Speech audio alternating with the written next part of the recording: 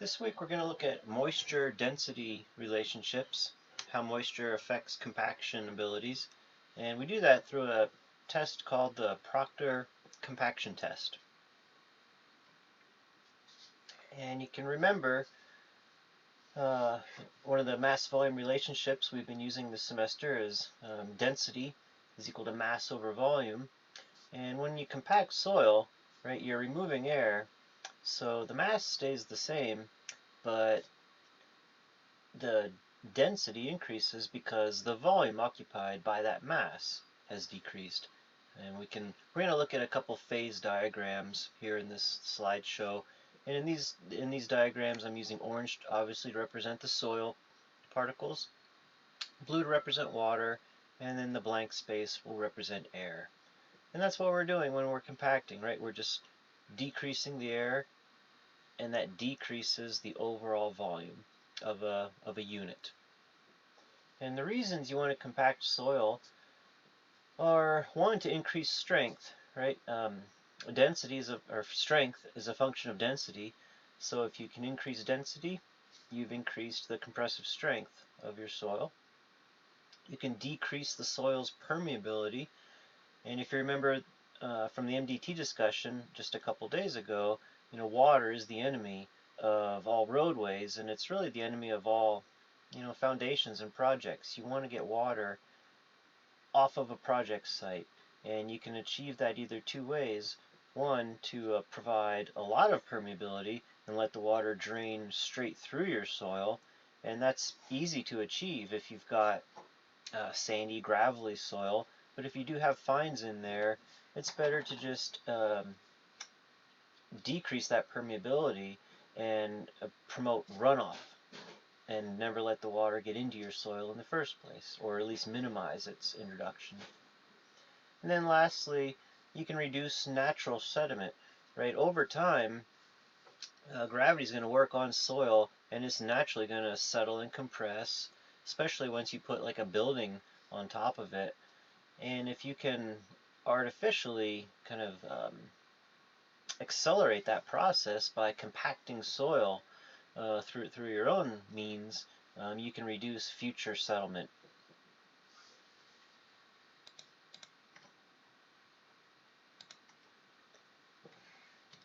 So some of the tools used for compaction these are the common ones you see. Up here in the top right is the drum roller. These may or may not be vibratory. That vibrating action agitates the soil and creates a lot more efficient compaction. In small spaces, we have these handheld compactors, or whackers they're called. And then in different types of soil conditions, you have these kind of knobbed or toothed rollers. The sheep's foot roller here on top, and the pad foot roller on the bottom. And they're used for kind of high density cohesive soils, so clay soils.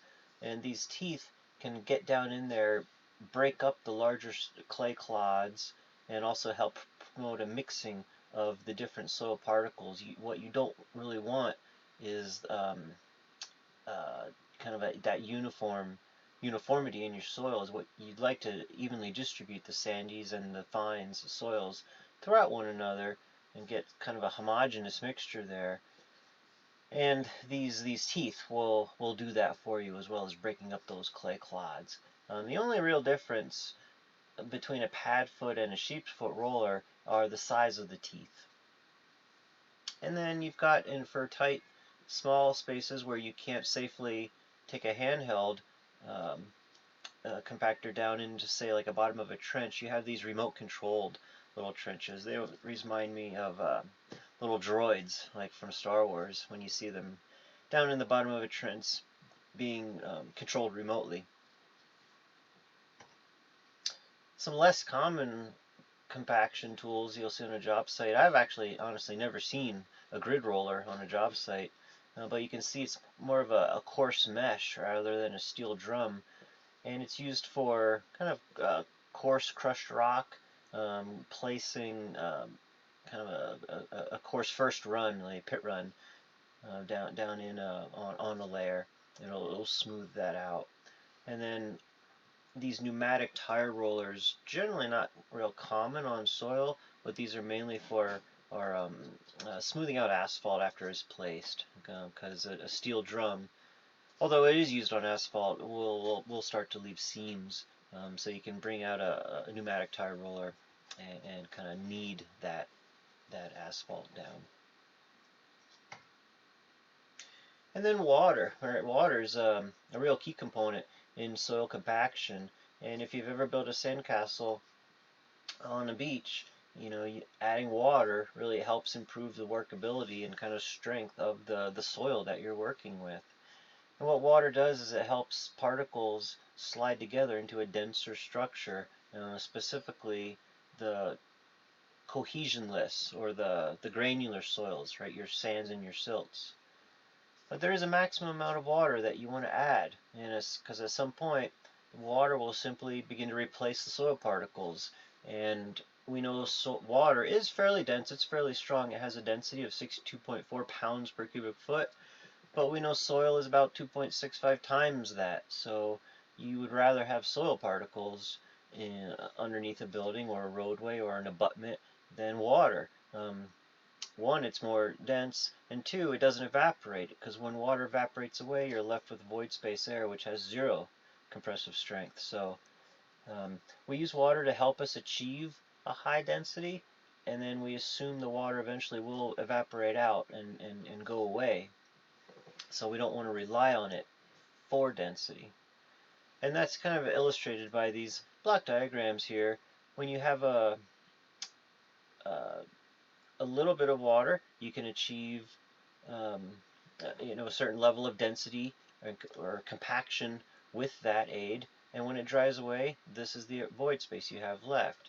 Whereas if you've got too much water, right, you're starting to replace some of this space that was occupied by soil particles with water, and then when that water evaporates away, you have much less soil in the same unit of space. So again, density equals mass over volume.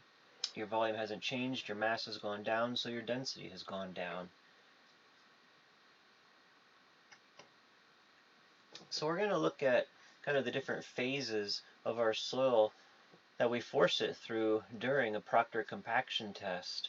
And we want to do 4, preferably at least 5 data points as we develop our Proctor curve. And we'll probably start out with just dry soil, right? Soil that's made up of soil particles and air.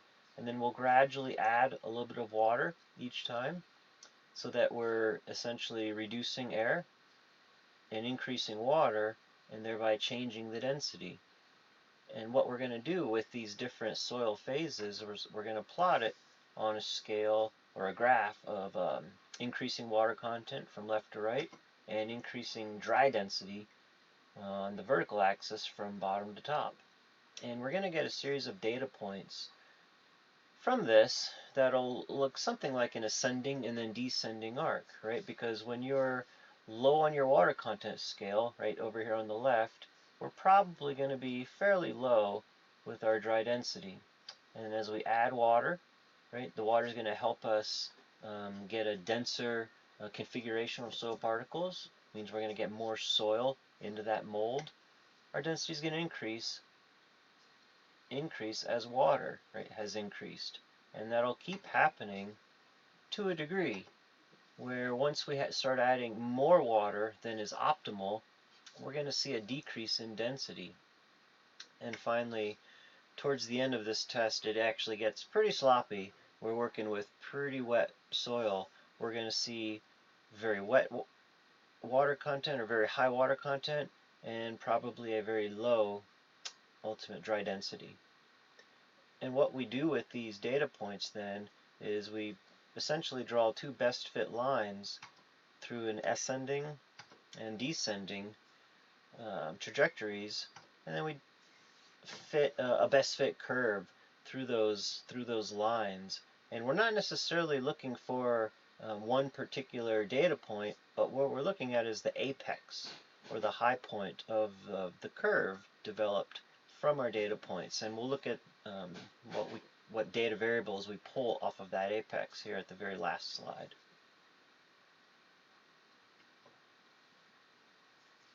So like I said, in this lab setting, we performed this Proctor compaction test to look at the moisture density relationship of our soil. And the two things that we want to get off of that curve, right, the Proctor curve or the Proctor compaction test results are one, the optimum moisture content, and two is the maximum dry density. And a lot of people make the mistake of calling this first one the maximum moisture content. Now, if we go back and look at the chart, what this apex indicates here, it's the maximum achievable density, right? The maximum density along this scale. And what was the optimum water content along this scale that allowed us to achieve that density, right? It's not the maximum water content. We can go on and on and on and increase water content. But there's a certain percentage here that's going to help us achieve the maximum density. And that's what we mean here. Those are the two data points that we're looking for, because that's the data that's important to a contractor. You know, you can achieve high density without water or with a moisture content less than the optimum moisture content. But what it requires is more compactive effort, right? The contractor has to drive that vibratory roller or the sheep's foot roller over the soil site more times than they would have to if that moisture or if the soil was wetted to its optimum moisture content. So the other thing to note is in this lab, we record data in familiar units, pounds and cubic feet, not the grams and cubic centimeters like we've been using for most of these smaller sample exercises. So this is the equipment used for a Proctor compaction test. You'll see two different size molds here. This is the one you're familiar with. This is the 4-inch diameter standard Proctor mold. And we don't even have one of these. This is a larger 6-inch diameter modified test mold. The standard test mold uses a 12-inch tall, 5.5-pound hammer, like this shorter one that you see here. And the modified test, right, the 6-inch mold, uses an 18-inch tall, 10-pound hammer. And the goal of a Proctor test is to essentially fill up the mold in 3 relatively equal layers with the same compactive effort applied to each layer. Because that's how we compact soil in the field, right? You don't compact 3 feet of import material at once. You have to bring that material in and compact it maybe 6 to 8, possibly 12 inches at a time. So you're working in layers to achieve uniform and maximum compaction.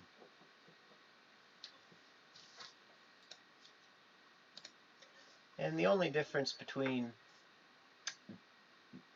the standard 4-inch mold and the modified 6-inch mold is that the standard mold that we're going to be doing uses 3 lifts. The modified uses 5 lifts. So step 1 is you prepare your soil sample by sifting it through a number 4 sieve. We want to get rid of the larger, any particles larger than coarse sand, right? And we know sand basically starts at a number 4 sieve. And then you want to loosely place the soil in the mold so that after its compaction, it'll take up roughly 1/3 of the height, or about 1 1/3 inches.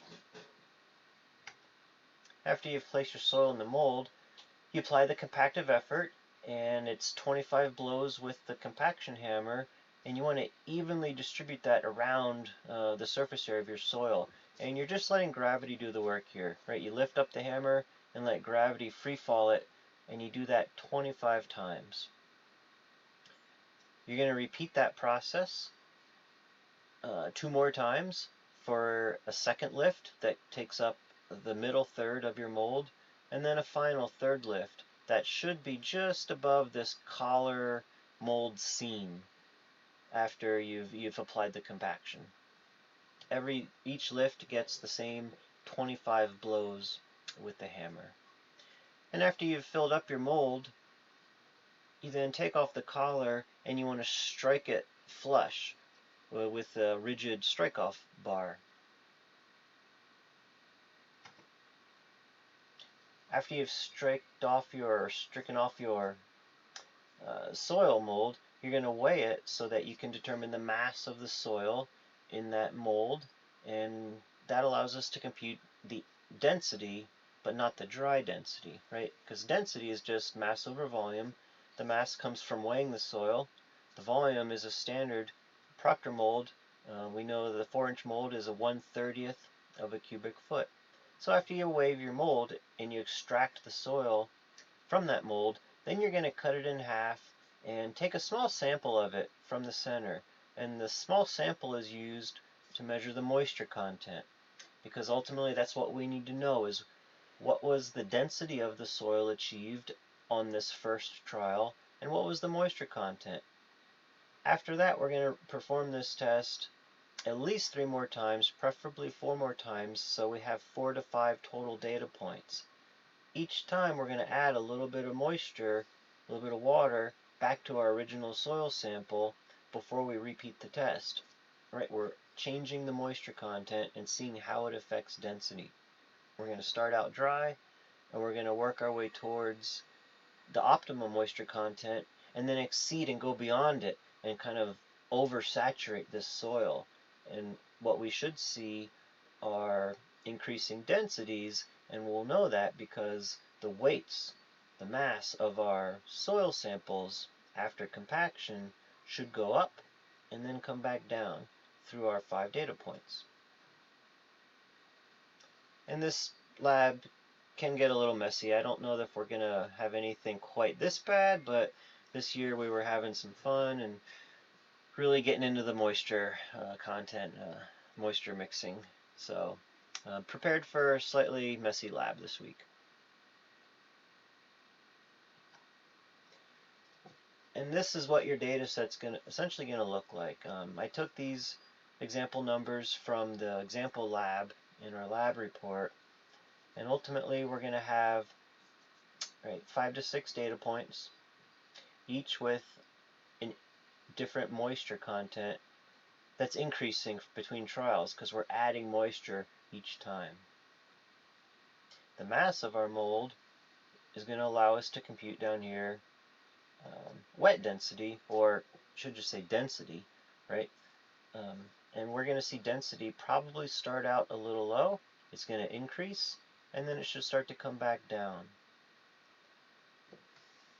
We're not going to be able to plot the final results until the next day after we've had a chance for these little tin cup moisture content samples to dry out so that we can determine moisture content, because once we have moisture content, we can take our density and compute dry density. Because what dry density is what would the density of that soil sample be if all the water in it were to evaporate out.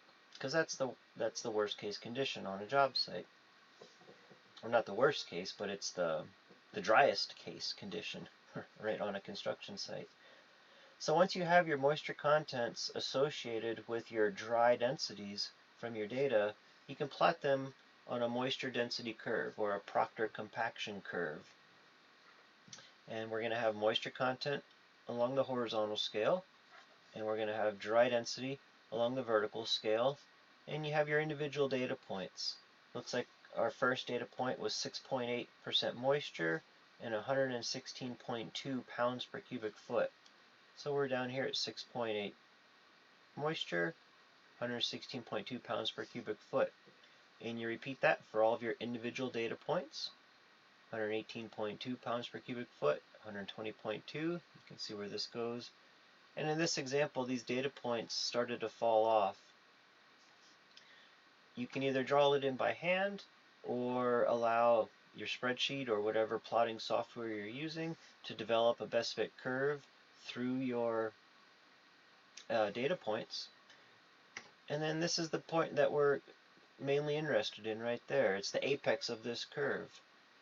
And what that tells us is that the optimum moisture content comes straight down, was 12%,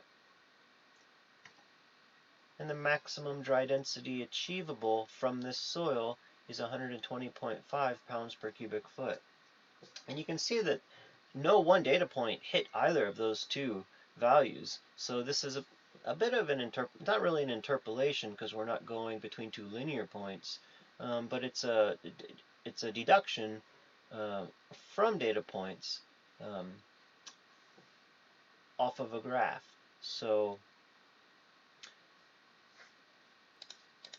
that the maximum dry density that you determine for your soil sample might be higher than any of the measured densities you achieved during your test. And that's okay. You can kind of disregard this line off to the side. We're not really going to worry about that this lab or this semester. This is the zero air voids curve. And essentially it's a check on your data. If any of your Proctor curve data points exceed and cross what would be a zero air voids curve, you know there's something wrong with either your calculations or your measurements. But we're just going to kind of ignore the ZAV this week.